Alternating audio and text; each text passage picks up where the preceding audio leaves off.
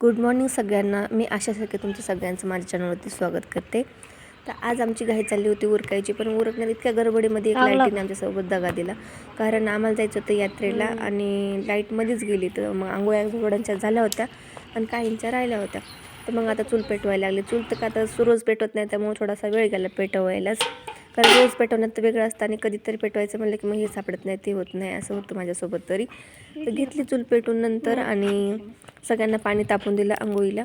तर आज आम्हाला यात्रेला जायचं असल्यामुळे खूप गडबड होती आणि लवकर उरकून जायचं होतं, पण लवकर उरकलं असं काही वाटत नव्हतं कारण लाईटीनेच सुरुवात झाली लाईटीपासूनच. त्यामुळं आज पहिल्यांदा लाईट गेली त्यामुळे थोडासा मूड ऑफ झाला. नंतर मग मुलांना खायचं होतं चिकन बिर्याणी, कारण खूप दिवसातून मुलं आली होती घरी आणि त्यांनी ते म्हणले आम्हाला काकीच्या हातची चिकन बिर्याणीच खायची. मग त्यांच्यासाठी आम्हाला जायचं होतं मंदिरात, पण म्हणलं आता त्यांच्यासाठी पण त्यांना उद्या तसं घरी पण जायचं होतं नंतर रविवारचं. तर म्हणून मग म्हणलं जाऊ आता चिकन उद्या जाऊ मंदिरात आपण, आज त्यांच्यासाठी खायला करू.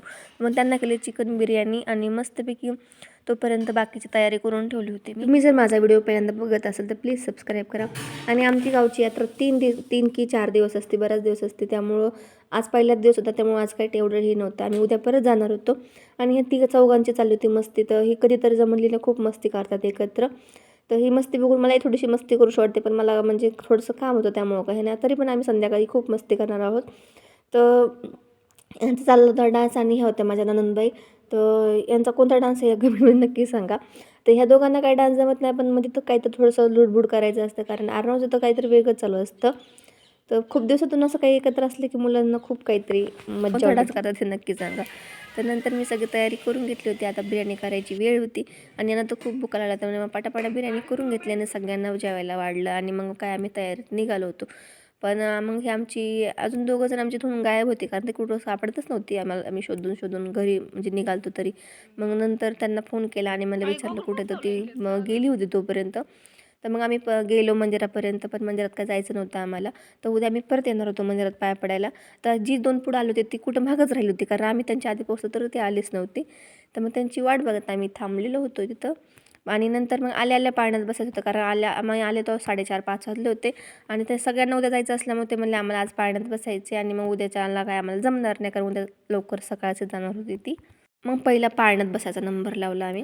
तर ते पाळणा बघूनच बाकीची निम्मी तर हादरली तिथंच होती. फक्त आम्ही तिघेच जण पाळण्यात बसलो होतो, मी, माझी ननंदबाई आणि म्हणजे माझा छोटा मुलगा अर्णव.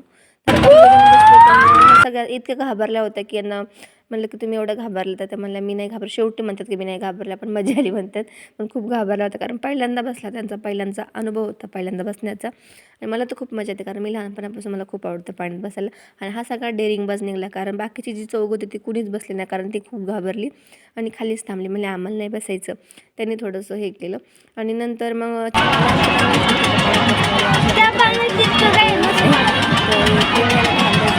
भीती काय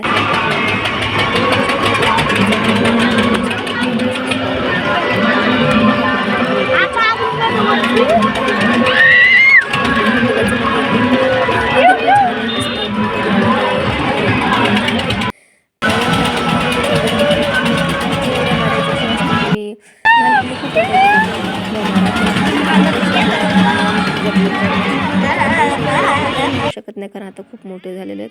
आणि ही चौघ जण अशी थांबली होती वाट बघत, कारण यांना आमच्या काही फिरता येत नव्हतं आणि काही कुठं जाता पण येत नव्हतं, कारण सोडता बी येत नव्हतं. पहिली लागली कसं करता थोडी पूजा केली, कारण भूक लागल्या माणसाला काय सुचत. पोरांना खूप भूक लागली होती, त्यांना पहिलं दूध खाऊ म्हणजे पाणी पिलं. त्यानंतर पाणीपुरीला थोडीशी पोळी खायची होती. आम्हाला खायचं होतं चण्याचं भेटलं नाही, त्यामुळे आम्ही त्याच्यावर शिकलो आणि म्हणलं तर उद्या सगळ्यांना खायला एन्जॉय केलं आणि घरी आलो. तर भेटू पुन्हा, तोपर्यंत बाय बाय आणि प्लीज सबस्क्राईब करा.